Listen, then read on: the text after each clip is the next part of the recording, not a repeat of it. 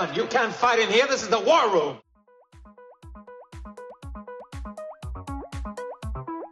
How do you like it? Open the pod bay doors, Hal. I'm sorry, Dave. I'm afraid I can't do that. Here's Johnny! I'm Spartacus! I'm Spartacus! Welcome to The Completionists, a podcast where three lifelong friends and aspiring movie makers discuss their first shared inspiration, Mr. Stanley Kubrick. Each episode will review Mr. Kubrick's filmography, the history, the theory, and what it means to us personally, culminating in our own endeavor to create a short film using his techniques. This is The Completionists. All right, welcome back, everybody. I'm Michael Cole here again with Pat Brennan and Wes Wennerstrom. Tonight we're talking about I forget what you called this episode, Wes. The controversy begins. The controversy begins. Yes. Yeah. Tonight we're going to be talking about Lolita and Dr. Strangelove. Which, frankly, the fact that Dr. Strangelove is not more controversial, we'll talk about it in a minute, but that's. Well, it was, so we'll get into that. Oh, okay. Yeah. But first,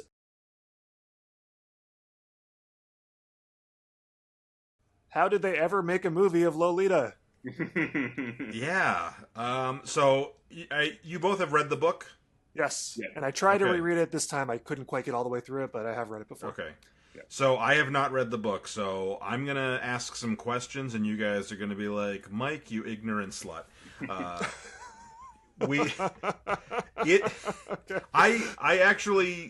thought the movie was good, but my biggest problem with the movie is as a movie, not diving into the subject matter yet. Yeah. I love Peter Sellers. I don't think he fit in this movie.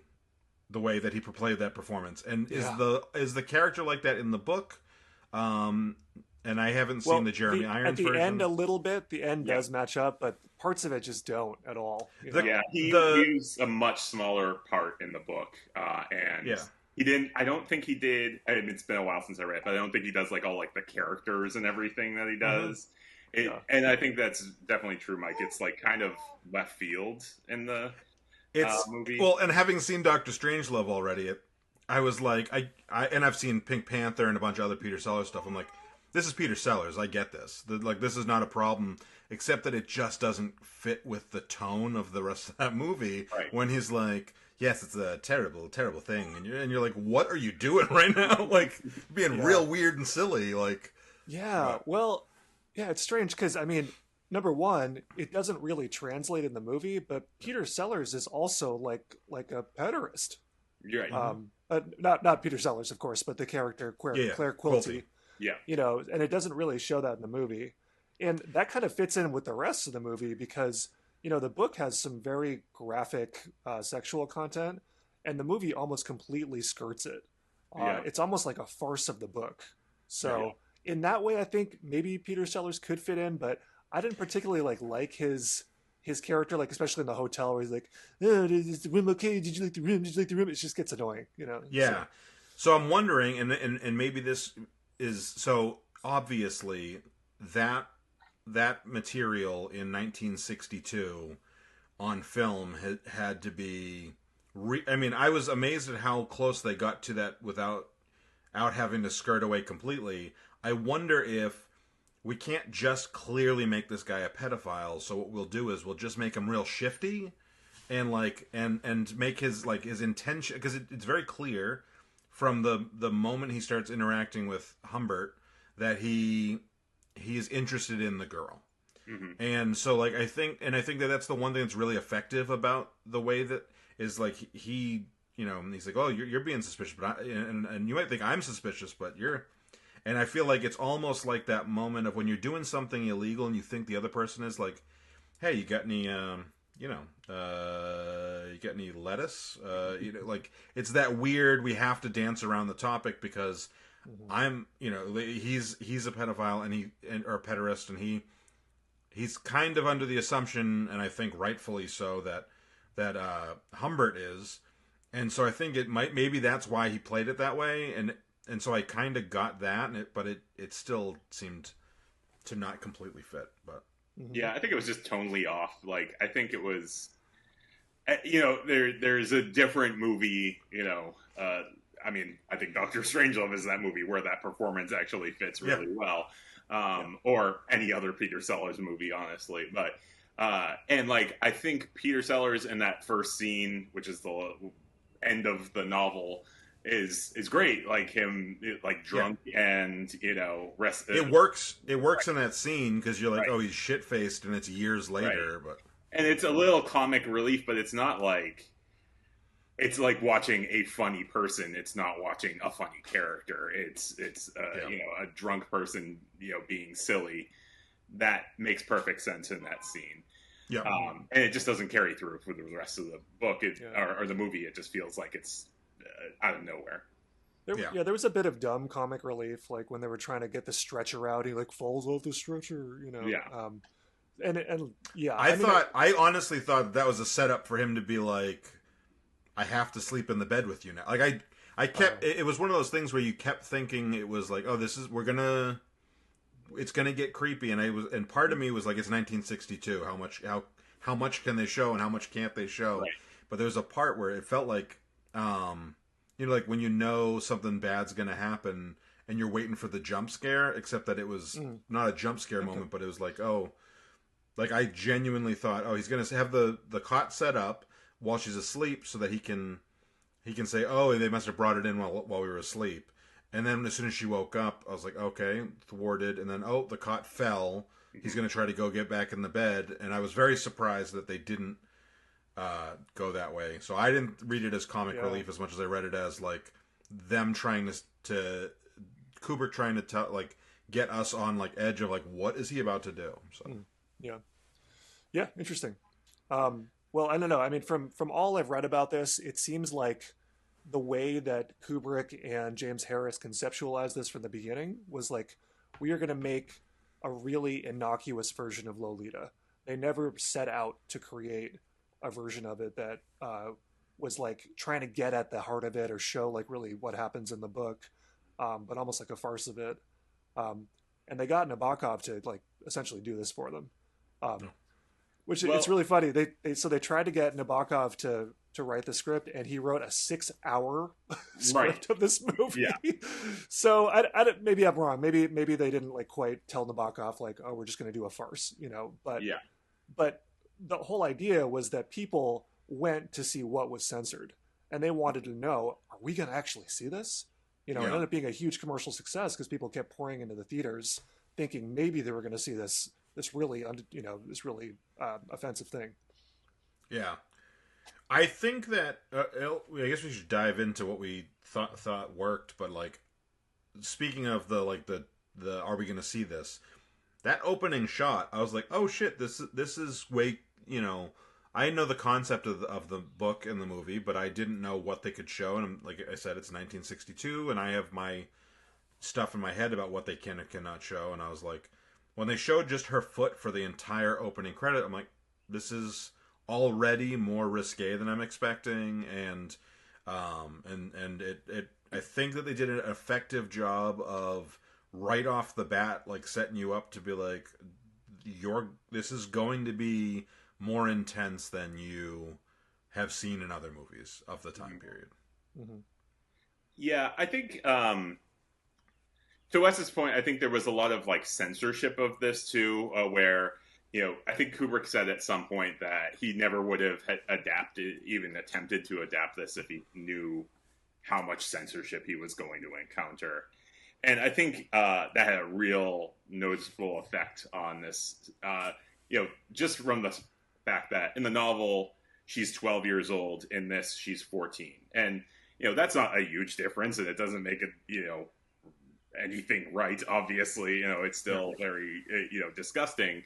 But there is a, difference between a 12-year-old and a 14-year-old, in this character. And, like, just the fact that you could age them up age a girl up and say like, this is okay, makes it almost grosser, like it's like, it's okay that he was, it's, we don't need to censor this when it's a man, seducing a 14-year-old, we have to do it when it's a 12-year-old. That it almost like excuses Humbert in a way that isn't what the novel does, and what anyone who reads it with any real insight walks away with. So obviously have not read it, but I had, and I told you guys this through text a couple days ago, but I listened to a podcast that mentioned it randomly like a month or so ago, and they were talking about the fact that it's one of those novels that sometimes people pick up thinking that it'll just be interesting read, and like it really needs to be read with thought, and there's a lot of devices there that are like not hand holding the way that a lot of more American novels are, and so that they gave me a lot of context that I would not have had going in otherwise. And like I tried reading the book a few years ago and couldn't get into it, and I have tried watching this movie before and couldn't get into it, and I knew starting this podcast that I was going to sit down and force myself to watch it, but having that mind frame did help me a little bit. And I will say, what the guy mentions on the podcast was that Nabokov is trying to get you as the audience to kind of feel complicit, and then get disgusted by yourself for feeling complicit. And I think, and like I said, I haven't read the book. The fact that it's a 14-year-old, I think that they did some stuff that made it really effective in that, because she does look that much more like an adult they glamorize her in it, and they make her look seductive in a couple. They make her look like she's 17. Right, they do that, and so then you're like, oh, that's, and you know that the actress is actually 14. It's not like one of these situations where you get a 20-year-old playing a 13-year-old in a movie. Yeah. So you get like all that, and there is like but then they also do one thing that I think was easier to do with a 14-year-old than a 12-year-old is the scene in the car when they're in the desert is when I noticed it, but I think it happened throughout the movie, is she constantly gives us hints that she is still a child. Like in her, like at one point they're being chased and she's cold and they've just popped the tire, and she says, "Oh, the numbers all turn from nines to zeros." Like they all like such a little kid thing to notice. Yeah. Like the odometer just went over, and like it's just a throwaway line, and there's so many moments, and I don't know that would be as effective with a 12-year-old. Also because I think like getting an actress at 12 that's gonna, I mean, I think that her performance in this movie is incredible. Right. Have you watched the Adrian Lyne version? No, I haven't seen that. I watched it for this podcast. It was excruciating because it just didn't have any. So it didn't have any of the comedic tone of the book or the movie, and it was just like this. Oh, Humbert, he's just in love, and it was. Is that the Jeremy Irons one? Jeremy Irons, yeah. And it's just because they with that first scene on the veranda where he comes out and he meets Lolita for the first time, it's like a noticeably younger actress, and it's gross. Yeah. It is hard to watch. Yeah. And a lot of people, they don't realize that this is not like a jailbait novel. Like this girl, he specifically is after her because she hasn't like developed secondary sex characteristics. Yeah. Yeah. And this guy, it's written from an insane asylum. The guy thinks there's like a demon inhabiting like young girls and stuff. It is a very like multi-layered surrealist novel. Like it's very, very different than most things. It's almost like a genre unto itself. Yeah. I think one thing about the novel that doesn't come through in the film is that it's really clear from, you do feel complicit with it and everything. It does have that effect, but it's also very clear from the start that, as you said, this is, the written confessions of a person, who has committed a crime and is in an insane asylum. And it's clear that he's a manipulator. Like, you can see signs right from the start that, like, I just read the first 30 pages of it just to, refresh myself on, like, the tone and everything. And it's really clear from the start, like, this is the type of person, like, he will make up any story. He will tell you any lie to get you in this. So he is, like, the definition of an unreliable narrator. And in this, you don't really have him as a narrator. It's more of like third person tone because it's, you know, a film, you know, it by default it has that, and you lose that kind of almost completely. I mean, some of his journal entries speak to it, but it's not as apparent that he has that manipulative personality. His obsession isn't even as apparent in there. It's just he's kind of, you know, just it almost is. He's not like a character that you're supposed to like, obviously, but he's much more likable in this than he is in the book. Yeah, totally. And apparently Kubrick didn't really like exposition in his films, and he purposefully left out Humbert's past to have that effect on the audience. So. Right. Like, if you could imagine a version of this, like, that's almost told like in like a Double Indemnity way of like a voice narration going through, like reading the intro and going through that. I don't know if that would be a better film necessarily, but it would, you know, tell that story in a better way. Yeah. I mean, I think as a comedy, it has some really funny moments. Yeah. Like the part where Charlotte. Well, first of all, Charlotte is great. She Shelley Winters, I think is her name. Just she's that fantastic. Character awesome. Her performance is great. I hated the character. Okay, she's way turned up from the novel. The novel, she's more demure. I just thought, like, sorry. She comes in, she has the gun and stuff, and he's like, "Hey, a gun!" She's like, makes you like guffaw. It's so funny. Or like at the end where Lolita's like, "I hope you see you around sometime," when he's like leaving. You know, it's just I don't know. It has some really priceless, funny moments. I really liked the actress that plays Charlotte. What would you say her name was? Shelley Winters. Shelley Winters. Yeah.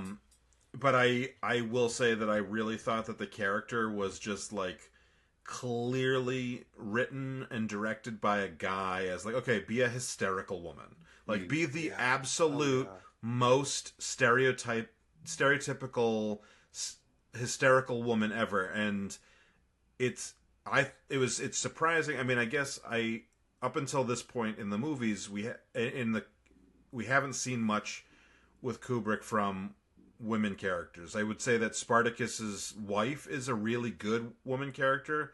I am struggling to like. Oh, and there were a couple characters in the Killing that were interesting, but pretty minor parts though. Yeah. Minor parts, yeah. Well, apparently Kubrick almost fired her during the production of this movie because he didn't want to work with her anymore because she just wasn't doing. And you know, maybe this was a pattern with him. I heard that he was very unkind to what's her name from The Shining, Shelley Duvall. So who knows? I don't know about his relationship with women. Yeah, I wasn't sure if that was part of the book or not. I guess is what I was going to say. It's like but it seemed to me like sometimes you could just tell when a woman character is written by a guy. You're like, doesn't feel true. I think I don't know. I mean, I don't remember exactly how she is in the book, but I feel like she is a little bit like that. But I think it also goes back to that unreliable narrator thing where it's told through his a guy who married her and just clearly hates her is the point of view. So of course she comes off as, you know, this, you know, and so maybe woman, you know. Yeah, maybe that's more effective when the unreliable narrator is more effective, I guess. Right. Okay, that makes sense. It also explains why, because I think Lolita as a character is amazing. Like, I think she has so much depth and she is what the exact opposite writing of like typical guy writing. So that would make sense if he thinks he's in love with and is kind of like idolizing her, why she would be, but that doesn't come across great in the film. That's why there's such a difference, I guess. Yeah, I think she's an interesting case too, because I think it's almost the opposite of Humbert, where I feel like seeing Sue Lyon's performance, especially at the towards the end, where, you know, she, like that scene where she and Humbert meet up again, and she's married to this other guy. Like, you get this sense of just like she's been beat up by the world, you know. She's she was, you know, she was abused by this man, and then she was abused by another man, Quilty, and even, you know, she married this guy that she's currently married to at 16, 17, you know, like, it's not like she has a great life. She's been thrown around. She didn't have a great mother either. She's been thrown around by life. So it's just this sense of profound sadness that I don't think would necessarily come through in the other point of view. Yeah, I'm smiling because of the baby, not Yes. because I'm sure that when we edit this and I lower the baby's audio and I'm just like smiling while you're like she's been abused and I'm just like, oh, cute little baby baby noises. Right. Yeah. Well, yeah. Speaking of the elephant in the room, which is the subject, I did write if people are actually interested in finding more about like the clinical. They have a clinical interest in pedophilia. I sent out that podcast to folks. Let me just find it real quick. Throw anything that you guys want to link in the show notes into that big document that we have.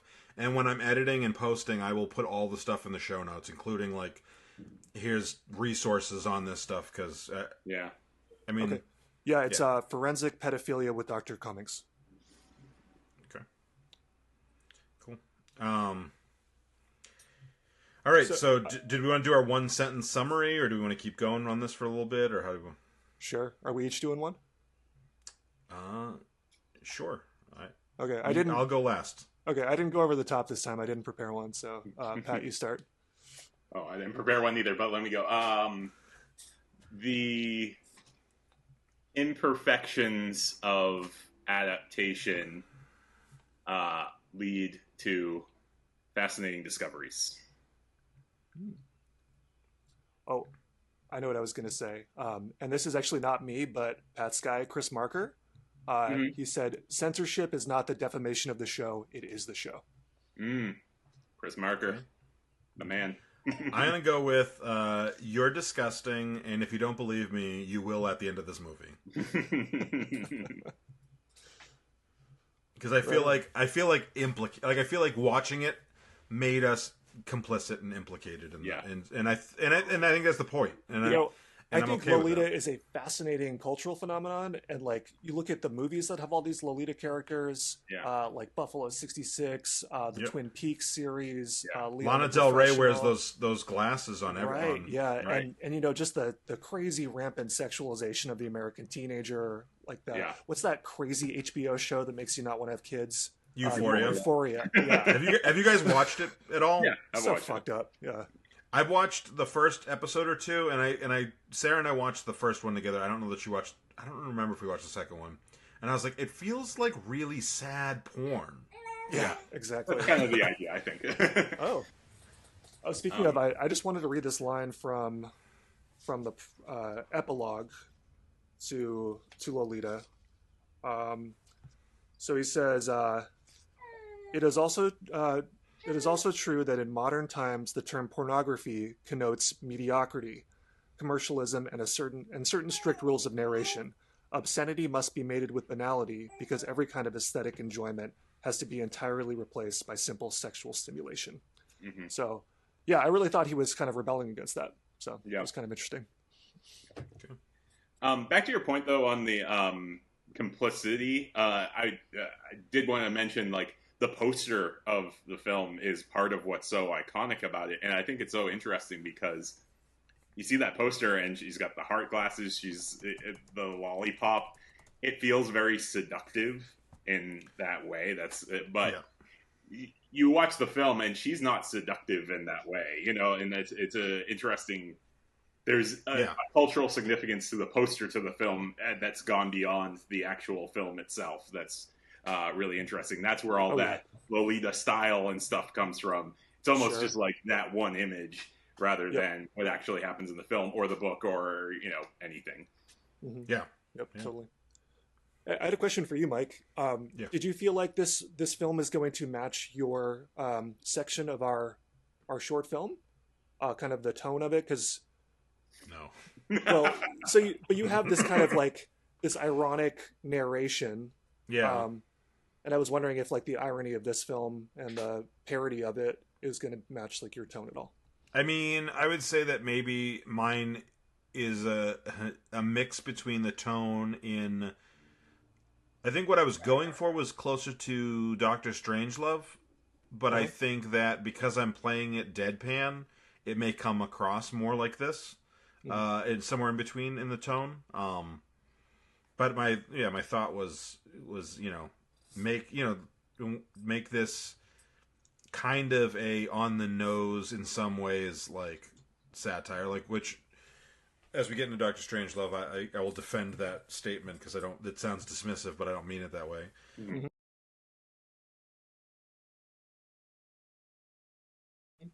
But like the naming, all the names that are in Doctor Strangelove, it's like, oh yeah, like these are really fucking on the nose. Yeah. Fuck yeah. Jack D. Ripper, Kiss Off, like they're just, you know.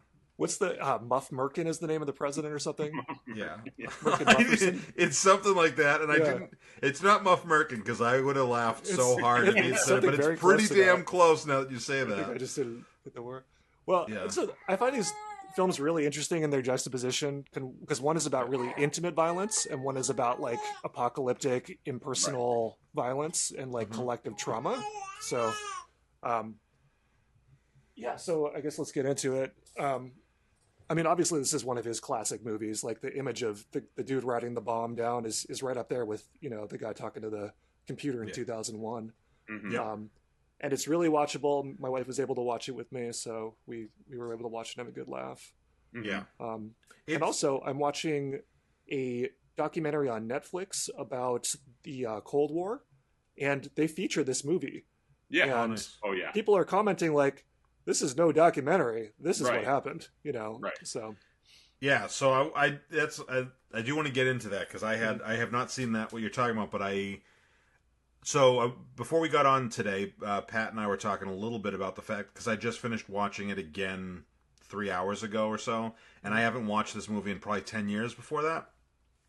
So it plays differently right now than it did 10 years ago or when we watched it together 25 years ago. It plays very differently, and for a whole bunch of reasons. But one of the things that I thought was interesting about it was, as I was reading some of the details and stuff, you know, they mention at one point that after this movie was made, the military put in safeguards to avoid exactly the situation in the movie happening, because they're like, oh, this is terrifying, like this isn't an impossibility, we need to correct that.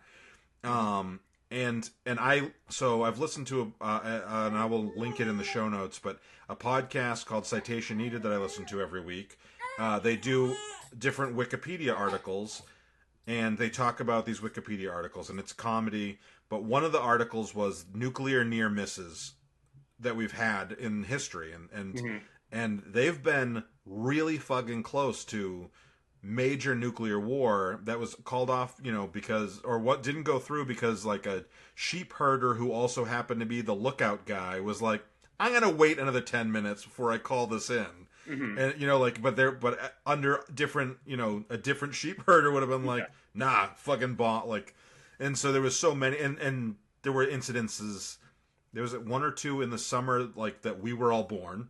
Like we're not talking about, this movie's 20 years older than us, but these problems, you know, these nuclear near misses have been happening since the advent of nuclear weaponry. Right. So this is a terrifying look into, you know, like, I think as a 17-year-old when we were first watching it, I'm like, this is hilarious. This could never happen. And now I'm like, oh fuck, I have a kid. Saying, Mike, we watched this for the first time in like the single 15-year period where it wasn't a realistic threat for some reason. Like, exactly. It's like, 9/11 happened, and then nice. It's back. Yeah. Remember how boring the 90s were for a while? Just like, yeah. So, I also think one of the things that really changed in my perspective on this movie is, you know, last time I watched this, I was aware of certain conspiracy theorists, but, you know, conspiracy theorists that I was aware of 10 years ago or 25 years ago would have been like, Tupac's still alive, not they're putting stuff in the floor. The fluoride thing is an actual conspiracy theory that a lot of like QAnon people believe. Hey man, that's big toothpaste. Yeah, yeah. And the like the idea of like turning the frogs gay is not very far off of this. Like this was that's where when I say like I was like, oh, like this movie is more relevant now than when we were in high school. Yeah. But I knew that was a conspiracy theory like when this movie was made. But then I remember like the first time I saw someone online talking about fluoride being, and I was like, that's the thing from Dr. Strangelove. Like, they were making fun of that literally 60 years ago. Yeah. Yes. I love this movie, and I've seen it a few times now. I think this is my third or fourth time watching it. And I have always remembered that it's funny, but there's a good amount of stuff that I don't remember. And then I'm like, every time I'm like, oh yeah, that's hysterical. Like when they're trying to bring in the ambassador and George C. Scott is like, oh, he's gonna see the big board. And I'm like looking at the big board and I'm like, the big board doesn't really tell us anything. Yeah. Like George C. Scott is just so like Peter Sellers gets kind of the headlines, but like George C. Scott is like the funniest person in this movie. Great. He's like, excellent. At the beginning when he's like, I'm just going to take a little mosey on over to the war room. Like, it's just like, everything he says about it just being like so casual about it. It's just so fucking funny. That and like, the ending too with, when they're talking about the mine shafts and he's like, we need to make sure there's no shaft gap. And they're already going into the next like escalation of the like, competition there, and I was like, Jesus. That's one of the funniest endings when they're just like, wait, there'll be 10 women to every one guy, and they all kind of stand up and they're like, hey, all right, it's just really, really silly ending. Yeah, that and Peter Sellers' entire performance as the title character is ridiculous, and it's like he's a good way of delivering, kind of, like not exposition in the same way that we think of it, but like the like ramification kind of exposition.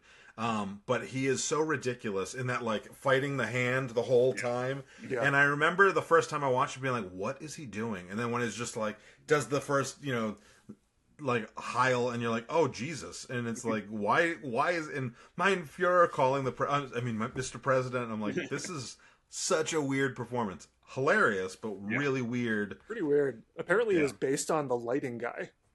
That was the way the lighting guy talked. So I'm sorry. I wanted to say something real quick. About Lolita. Peter Sellers' performance in Lolita, when he's playing the character the way that we are to assume the character is, not when he's doing the other versions of the character, is based on Stanley Kubrick's way of speaking. Mm-hmm. Like he's doing an impression of Stanley Kubrick. For which one? For which character? For when he's doing Quilty. Yeah, when he's like. When he's doing it kind of drunk, and he in the first scene when he's at the dance, that's all Stanley Kubrick. It's gotcha. He does do the other characters when he's trying to not be noted, not trying to get information from Humbert. But sorry, I just wanted to throw that info in there. Mm-hmm. Also, back to Dr. Strangelove. I was reading the trivia today, and one of my favorite pieces of this was that it's the way that the trivia is written on IMDb is the B-52 bombers were brand new basically when this movie was getting made, and they were fairly top secret. They couldn't go tour one or see one, so they took there was a flight magazine that had a single picture of like the cockpit, and they recreated it. They recreated the plane as much as they could based on that, and they had actual B-52 pilots like come in to check it out and see how they could improve, and they were all like, "This is spot on," based on a photograph. Yeah, and then and to the level with apparently Stanley Kubrick was worried that his set designers had done some illegal shit to get that information, and he was worried that they were going to get investigated by the FBI. Yeah, so. Fun facts. Yes. Yeah, it's a wild movie. It's a wild movie. And I guess continuing the nuclear annihilation thing, So George Scott, there's a scene where he's like 10 to 20 million dead tops, and he's like really excited that he's saying that, and it feels so ridiculous. But then when you look back at what they were anticipating for for bombing the Soviet Union, they were thinking anywhere from 300 million to 600 million. Right. So him saying that, it seems utterly ridiculous when you're watching the movie, but then like historically, a character like this probably existed that was like, only 20 million dead, it's great, Right. Yeah. So, No, that was I had that same thought of like that's 5 to 10 times as much as the Holocaust, and I'm like, but there's no way that there wasn't like some expectation, like nuclear warfare would have done that, Right. If we'd gotten into it, but Yeah. And this is based on like real, obviously very real fears. Like there's like the philosopher C. Wright Mills, or he's a sociologist, I should say, talked about this idea of crackpot realism, which is, we have to be realistic. We're going to get in a war, and we're going to have to bomb people, and we just have to be realistic about the fact that we're going to kill, 300 million people. And it's just the most insane thing you ever heard, but it was accepted as a realistic, ridiculous. Fact. Yeah, like it was, and that's what the root of the comedy is in this. Like, when Stanley Kubrick was reading the novel that's based on and trying to adapt it, he was just like, "This is, you can't not laugh at this, kind of ridiculous contradiction in everything that they say, because they're talking about saving America, but like." This would end in the destruction of most of America, Yeah. It's just this very, there's something that's just so, the darkness in it just is really affecting, but you can definitely see how it would be funny to him at the moment, Yeah. So one thing in this that I think I found comedic. Can I bring one thing up really quick, Mike? Yes. Do you remember our comedic version of the 9/11 hijackings that we were trying to write in high school called Ocean's 9/11? No, I have no recollection of that. No, I gotta write that down though, because that's amazing. Yeah, it would play better now than it did. It was then. like all the terrorists in like slow motion, looking really cool and stuff. Oh, and, this does sound familiar. Yeah. Boom, boom, boom, boom, boom, boom, boom, boom, boom. We're getting canceled. Nah. Anyway, sorry to interrupt. I just happened. No, that's amazing, and I had no recollection of that. Ocean's Net. I got to write that down. Someone have to have done that since now. We need to Google. I don't know that I want to Google that. So, what I was gonna say was one of the things that I found comedic in this movie that is, I think, is an inspiration for my short or my part of the short is the narration that kind of goes over. It's almost like a pro Air Force like narration of like, these young men can, and that, can fly for up to 42 hours, continuously, or what, like that part. But like it, and putting that in there gives it this tone of like, oh, like this is, this is interesting, and then as you see how ridiculous the situation becomes, then and look back on that tone, you're like, oh, this is part of the, the selling of the, like, oh, this could happen, and it's ridiculous, but it's such a. Oh, go ahead. Sorry, Pat. I was just going to say it's a classic film. Good. Yeah. I just, I think off of that note, Mike, like I'm struck by just how. This time, I think I always kind of thought of this as like this kind of laugh out loud, kind of farcical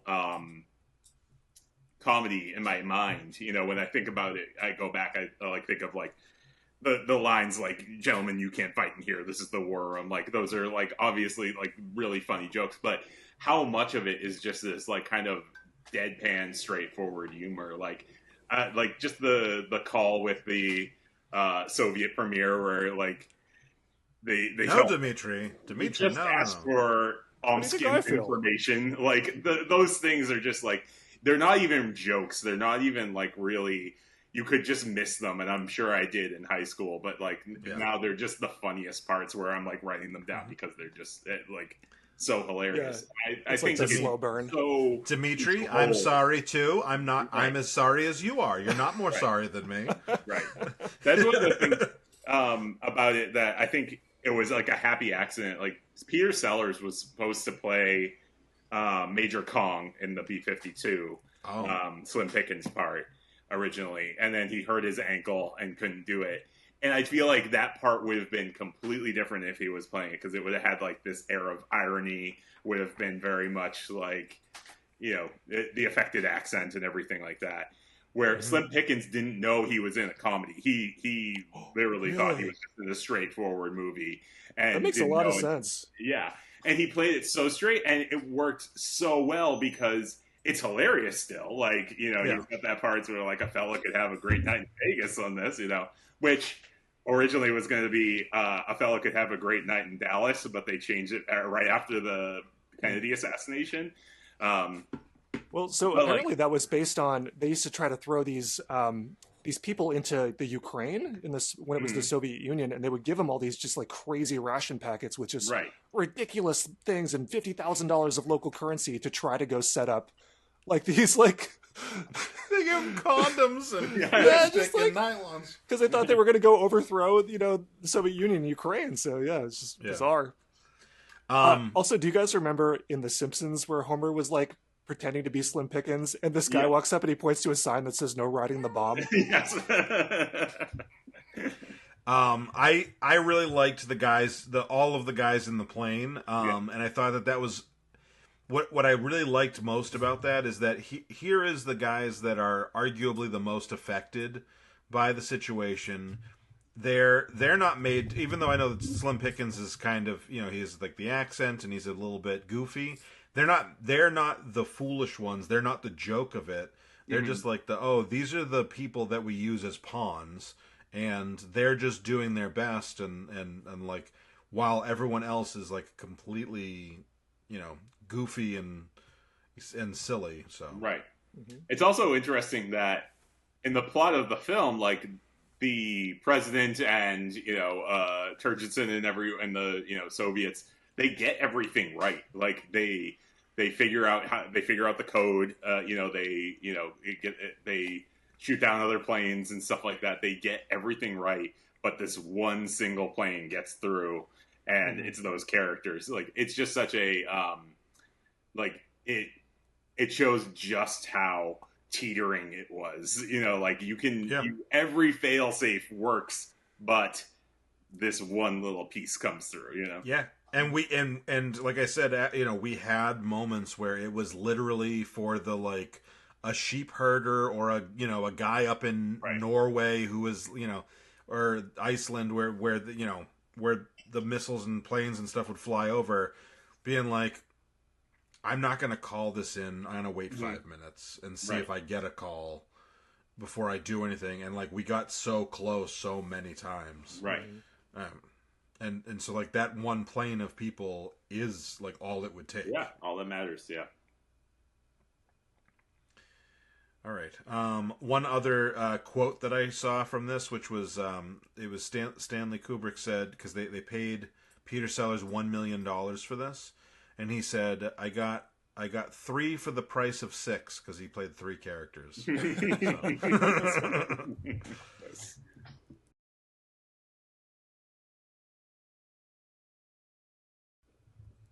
So, I guess the theme for the episode: why pick such controversial topics? Why do you think he was this enfant terrible? If I pronounced that correctly.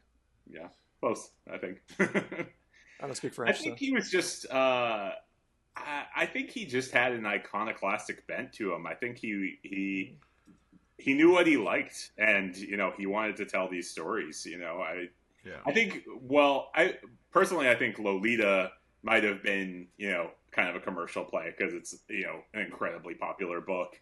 He thought making an incredibly popular movie, and you know, it worked. You know, and he's coming off of he's still coming right off of Spartacus with that. So, he had he had the sway to do it, you know. And those are two incredibly they're probably the most commercial films, you know, that he had, other than up till 2001. I'm struggling. Maybe The Shining, but like I can't imagine that some of the other stuff that we're going to see. I think it had commercial success because it was Kubrick. Yeah, and it was good. But I think if like a random up and comer had made those movies at those times exactly as is, they would not have had the commercial play. 2001 maybe not the same.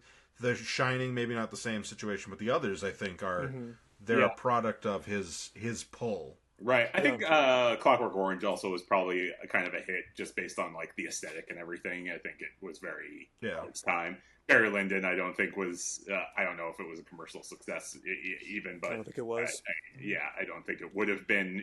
Without. I think you're right on that count, but it was an Oscar success, I think. Yeah, it got nominated for Best Picture. Yeah.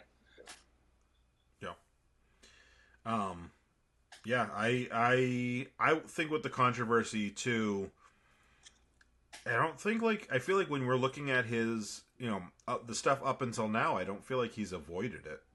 Yeah. And so I think that was he Jewish? Yes. Yeah. So he's a New York Jew in the 20s and 30s and 40s at a time where Christians are being really doubling down on conservatism, especially in certain ways. Mm-hmm. I don't get the feeling that Jews were in that area in that time period. Like I think, that they were. Maybe they were out in public, outwardly facing, but I don't think that they had the same hang-ups about like premarital sex, and we see that coming up, more than I would have expected in the time period in several of these movies. A lot of anti-communism and stuff like that is fully related to anti-Semitism. Like there's, kind of the, a lot of the blacklisted writers were, Jewish because it was, it was a more liberal, culture. Yeah. Yeah. And at the same time, in when they were doing all that, they were also, that's when we started throwing in God We Trust, and One Nation Under God was because of like and they literally say it a bunch of times, in atheistic, godless commies in Dr. Strangelove. Like this is not like there was no ambiguity there, and so I think to be met with no ambiguity makes sense. And you can see, like, I don't know what his personal leanings were, political or social leanings were, but even with Paths of Glory to me seems like, without like, from today's perspective, I don't think of it as like a controversial, but like the idea of that whole concept at the time, like they, countries didn't play that movie because it was anti-military. It was not, and which I didn't read it that way. I just read it as like, we're not just ants to be marched up, and slaughtered. So yeah, he has an individualist kind of bent, and I think that comes through a lot in Dr. Strangelove. I think, like there's this like groupthink that kind of goes into this all, it's, Turgid doesn't think in that moment where he's talking about 20 megadeaths or whatever, 20 million megadeaths or whatever. The book that he's got in his hand says cities based on megadeaths or something like that. Like it's like, it's just he doesn't think of those as people. And I think Kubrick is very much, very much every single life matters in, in that sense. Yeah. One sentence for this one? Sometimes the farce is realer than the reality. Mm-hmm. Yeah. I can go next, or you can go next, Pat. It's up to you. Go ahead, Mike.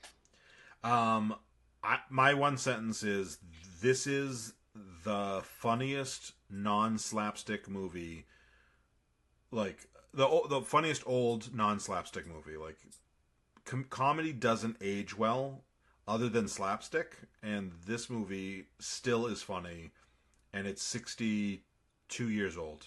Mm-hmm. So When the world ends, we're going to have to answer to the Coca-Cola Company. Oh, I forget that whole part was amazing. Yeah, that part was great. Also, this speaking of great names, Colonel Bat Guano. Yep. He just comes in for 5 minutes and like unbelievable, perfect performance. Yeah. So it's such a good one. I thought about getting Logan Noir. Merkin Muffley, that's the name of the president. Merkin Muffley. Oh, okay, yeah. So he was based really on Adlai Stevenson, who never was president, but was very much. It looked exactly like that, and should have been president. We would have been better off in the 50s. Oh, okay. Well, Eisenhower wasn't terrible president. No, but we would have been saved from Nixon, though. So, that is the worst thing for sure about Peter Sellers in this movie is our age. He was 39. Yep. Oh well. Actually, that doesn't feel that old. Like that doesn't feel that impressive. Like I'm like, oh, if we were like 29, I'd be like, oh wow, that's amazing. And I'm like 39. Yeah, that seems about right. Yeah. It's mostly the one with the bald cap. Like when he's playing the British guy with the mustache, he feels like he's our age. Yeah. When he's playing the president, he doesn't. When he's playing Dr. Strangelove, he doesn't. George C. Scott is 3 or 4 years younger than us in this movie. Really? Wow. Yeah. Oh wow. Smoking. Yeah. He's one of those guys. Yeah. But all right. Did he even make a podcast? Considering he died in 1999, probably not.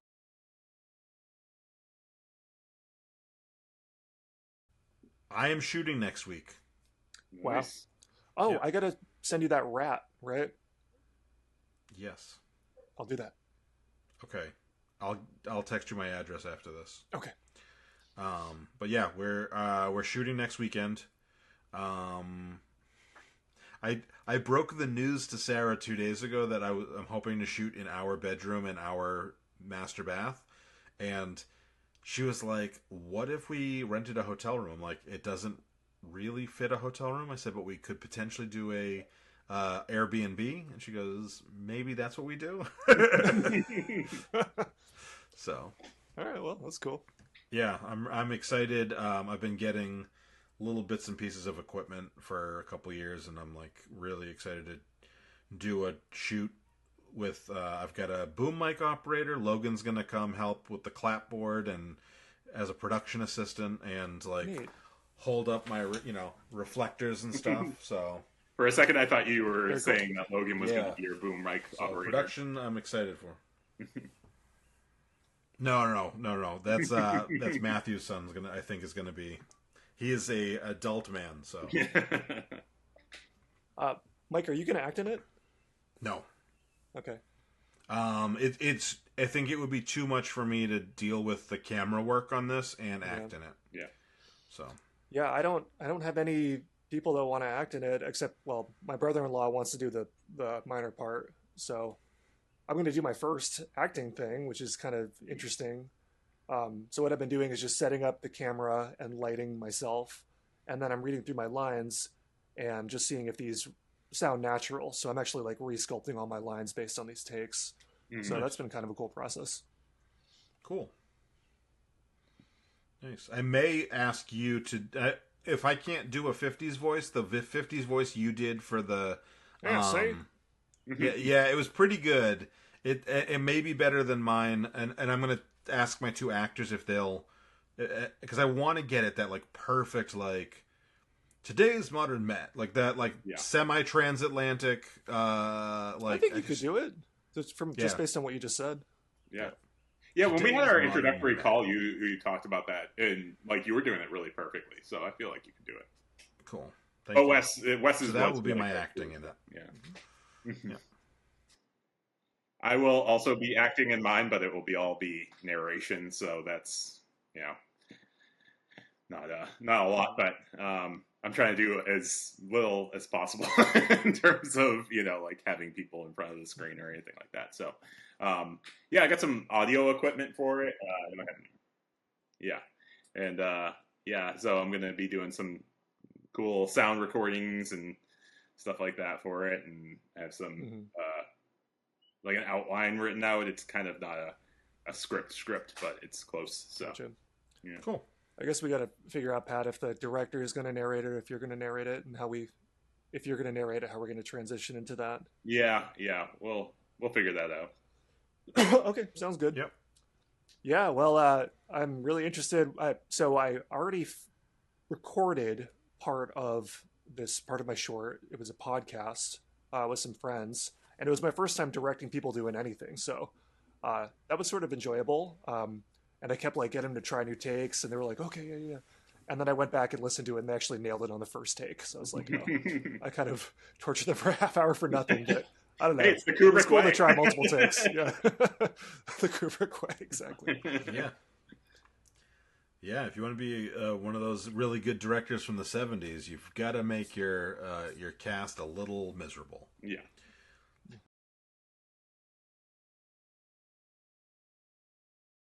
So in our next episode, we will talk about 2001 and Clockwork Orange. Yeah, big ones. We might have to run over time a little bit. I feel like it's a lot to talk about. Yeah, I am thinking about watching. So I'm on a flight tomorrow morning, and I'm thinking maybe I'll watch 2001 on the flight. And then on the flight home on Monday, I can watch A Clockwork Orange at 8 o'clock in the morning on a You're gonna flight. have blinders on the sitting, just like a box next to Logan. You get Actually, a VR headset if you do that. We got random seats where it's randomly assigned seats, so I won't even be sitting with Sarah and Logan. So I'll literally be next to some rando and just be like, "Oh, what are you watching? Oh, just a bit of the good old Ultraviolence." Do the old in, out and out. The Eggy Wakes and Steaky Wakes. The penis statue when he's smashing her face in. Oh yeah. Okay, so we're doing that next week. I can't do next week. I don't think. Good. The 2 weeks, time to prepare. right? Yeah, but I just mean I was letting the audience know what our next episode is. I am when we finally make the announcement and have everything kind of going too. I'm gonna set the schedule out as on all the things so people if they want to watch along can.